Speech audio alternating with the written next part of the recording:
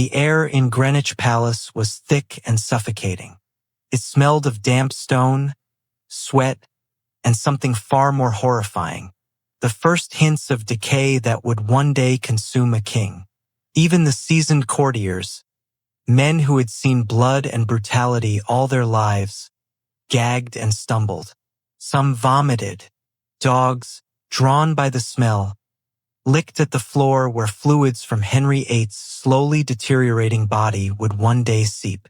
Henry VIII, the Golden Prince of England, had once been everything a monarch could dream to be. Intelligent, charming, physically powerful. He could speak 4 languages, compose poetry and music, dance until dawn, and debate theology with Europe's finest minds. His presence inspired loyalty, love, and admiration. But all of that was about to change, and the turning point came not in war or politics, but in a sporting event. Before we delve into these overlooked tales of endurance and pain, if you find yourself drawn to the hidden corners of history, please consider liking this video and subscribing for more stories like this. And let me know in the comments where you're tuning in from. I am always amazed that we can explore these ancient narratives together, no matter where we are in the world, united by our curiosity about the past. It was January 24th, 1536, and the tilt yard at Greenwich Palace gleamed under the pale winter sun. Henry, 44 and still imposing, mounted his massive destrier, a warhorse bred for strength and speed. He wore armor worth more than a common laborer could earn in a lifetime, each plate polished to a brilliant shine. The crowd fell silent as England's king charged across the frozen ground, lance poised, hoofs pounding like thunder. Then came disaster. The horses collided with a force reminiscent of a modern car crash. Henry's body, all 300 pounds of man and steel, was thrown violently to the ground. His destrier, armored and massive, fell on top of him. The tilt yard went silent. Courtiers froze in place, too terrified to move. And Bullen, pregnant with hopes of a male heir, waited in anguish. 2 hours past 2 hours in which England had no king. And when Henry finally awoke, the man who emerged was not the Renaissance prince the world had known. Witnesses later described his eyes as different, darker, more unpredictable. His first words were not relief, but rage. Why had the tournament been stopped? The charming, intelligent, disciplined prince was gone. In his place was a paranoid tyrant, impulsive, violent, and dangerously unstable. Modern medical experts now believe Henry suffered a traumatic brain injury, damaging his frontal lobe, the part of the brain that controls judgment, self-restraint, and emotional regulation. Before the accident, Henry had ruled with careful balance, executed few nobles, and maintained a stable marriage for 20 years. After the accident, restraint vanished. Executions began in earnest. Rages became legendary, and paranoia consumed him. But the jousting accident was only the beginning of his physical decline. It reopened a previous leg injury that would fester for the next 11 years. In Tudor England, with no antibiotics or understanding of infection, the wounds became a slow, agonizing death sentence. Imagine ulcers the size of tennis balls, constantly weeping pus, never healing, the pain so severe that even silk sheets would cause screams. Dr. Thomas Vickery, the royal physician, kept secret notes of Henry's condition. The wounds were grievous, foul, and beyond measure. Daily drainage filled bronze bowls, removed quickly to hide the horror from the court. Henry tried desperately to conceal his suffering. Lead-weighted straps pressed the wounds closed, perfumes masked the stench, and painters were instructed to depict him with impossibly athletic legs. But the infection spread, carrying toxins into his bloodstream, affecting his brain, heart, and liver. Chronic osteomyelitis ensured constant pain, fever, nausea, mood swings, paranoia, and violent outbursts. By 1540, just 4 years after the accident, he had executed his second wife, annulled his third marriage, and pursued Catherine Howard, a girl barely 17. The contrast was grotesque. A man so obese and diseased chasing youth and beauty, while his body decayed from the inside out. The first stage of Henry's fall was complete. From golden prince to tyrant in pain, paranoia, and infection. His court whispered of his moods, feared his rage, and struggled to hide the growing horror of the king's body. Little did they know, this was only the beginning of a descent into a grotesque nightmare that would culminate in a death so horrific, it would be suppressed for centuries. By the early 1540s, Henry VIII was no longer the radiant, commanding figure of his youth. The jousting accident had set off a chain reaction that would consume both body and mind. Courtiers whispered behind closed doors, careful not to provoke the king's notorious temper, yet unable to hide the horrifying transformation of England's most powerful man. His once brilliant mind, capable of eloquence and strategy, was now clouded with paranoia and delusions. He saw enemies in every shadow, suspected servants of poisoning his food, and accused his wives of imagined infidelities. He spoke to ghosts in the dead of night, argued with the specters of his executed nobles, and sometimes screamed at invisible assassins in the corridors of Hampton Court. And Bullen, Thomas Cromwell, and others had already fallen victim to Henry's sudden bursts of cruelty, but by 1540, the court realized that no one was truly safe. Reports from loyal servants describe moments where the king would suddenly collapse into tears, wailing uncontrollably, only to leap to his feet moments later demanding blood. His personality had fractured. The toxic infection coursing through his body exacerbated these outbursts, sending waves of pain and fever that made his behavior unpredictable and terrifying. The ulcers on his legs, festering since the 1536 accident, had grown into grotesque, open wounds. Each day, the royal physicians drained gallons of pus, the stench so powerful that the court perfumers struggled to mask it with exotic oils and incense. Henry devised strange methods to hide his affliction. Leaded straps compressed the wounds, decorative panels in his chambers diverted attention from the decay of his lower body, and portraits were carefully constructed to present a king still strong and athletic. Even these efforts could not stop the physical transformation. By 1542, Henry's weight had ballooned. Once a fit, imposing man, he now required multiple servants to lift him onto horseback. His waist had grown beyond 50 inches. Armor had to be specially remade, floors reinforced to hold his bulk, and doorways widened to accommodate his expanding frame. Every step, every movement became a performance. The king's daily routine was a carefully orchestrated spectacle.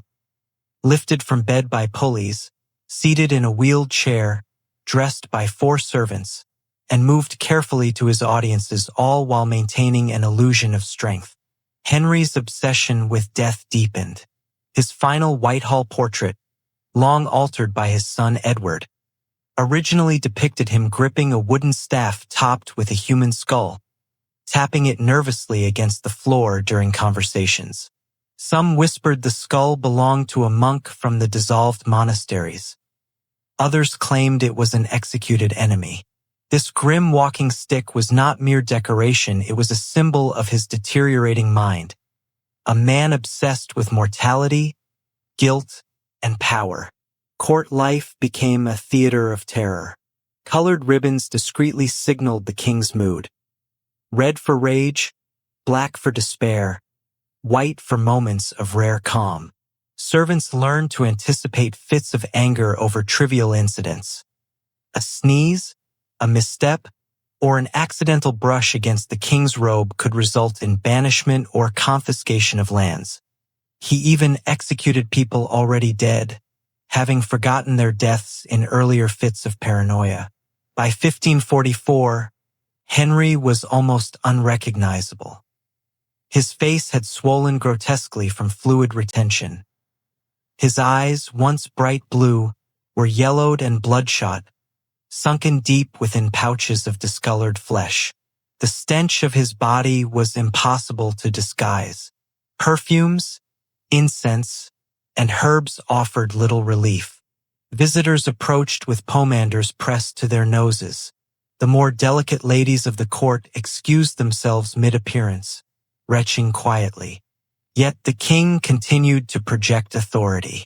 Even in his grotesque state, he attempted to assert control. Orders were issued, executions planned, and state affairs conducted, though often interrupted by convulsions, fevers, or hallucinatory fits. Edward Seymour and the Privy Council carefully orchestrated the public facade, knowing the court must never see the full extent of Henry's decay. The psychological torment mirrored the physical. He called out for his mother Elizabeth of York, long dead, begged forgiveness from his first wife Catherine of Aragon, and carried on conversations with dead children who had perished in miscarriages or stillbirths. Every interaction blurred the line between reality and hallucination, fear and rage. And all the while, the ulcers on his legs continued their slow, merciless work. By 1545, they were festering, green-tinged, and emitting a stench described as the smell of death itself. His blood was poisoned with infection, his liver enlarged and failing, his heart struggling under the constant assault of toxins. Pain racked his body every moment, and the constant fever and nausea left him both ravenous and unable to eat. Even daily court life became unbearable. Royal audiences had to be staged carefully. Any physical discomfort, any involuntary tremor or groan, could spark terror or anger in the king. Servants, once confident and composed, moved like shadows, anticipating every whim, every possible cause for his wrath. Hissa 2 ends here, at the peak of Henry's mental and physical deterioration, just before the final catastrophic phase of his life and death where his body decays beyond recognition. His screams echo through Whitehall, and his corpse becomes a grotesque spectacle for history. By January 1547, Henry VIII's body had become a terrifying instrument of decay. The ulcers on his legs, festering for over a decade, had worsened into grotesque wounds exposing blackened flesh and bone.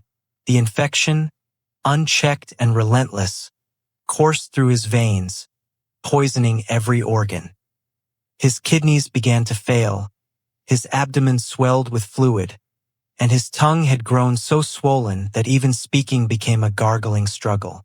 The king, once the most commanding presence in Christendom, now barely resembled a human being.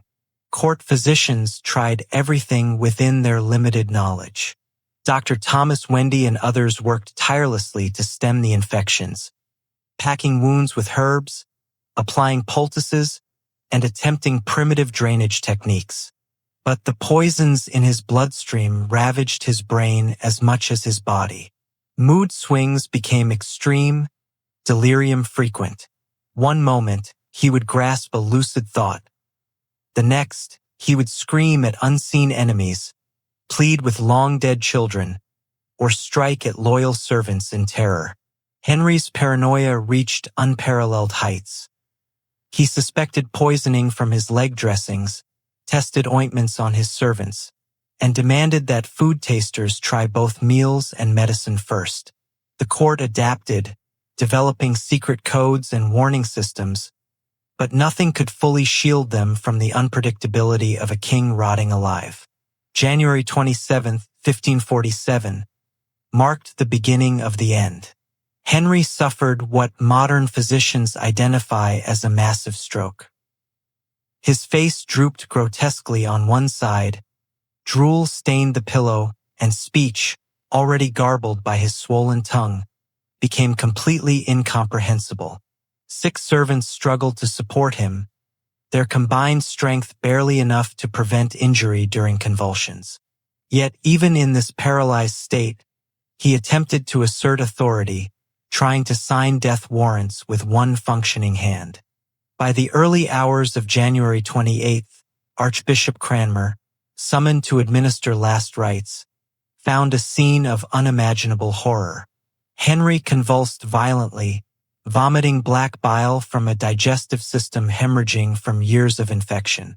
His eyes, moments of terrifying clarity alternating with delirium, pleaded for his dead children to forgive him, begged his long-dead mother for protection, and screamed at flames no one else could see.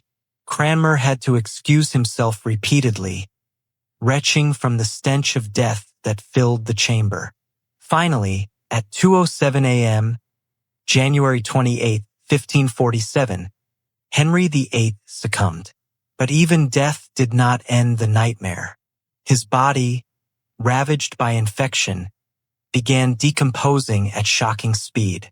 Gases from bacterial activity caused bloating, pus seeped from festering wounds, and the stench became unbearable. The Privy Council, led by Edward Seymour, hid the king's death for 3 days, unsure how to manage the rapidly decaying corpse. When embalmers opened his body to remove the organs, they found internal decay beyond imagination. A disintegrating liver, a heart swollen nearly twice its normal size, and intestines blackened with gangrene. One assistant fainted at the stench alone. Over 2 frantic days, embalmers packed the body with over 100 pounds of salt and aromatic herbs, wrapped it in waxed cloth soaked in turpentine, and sealed it in a reinforced lead coffin.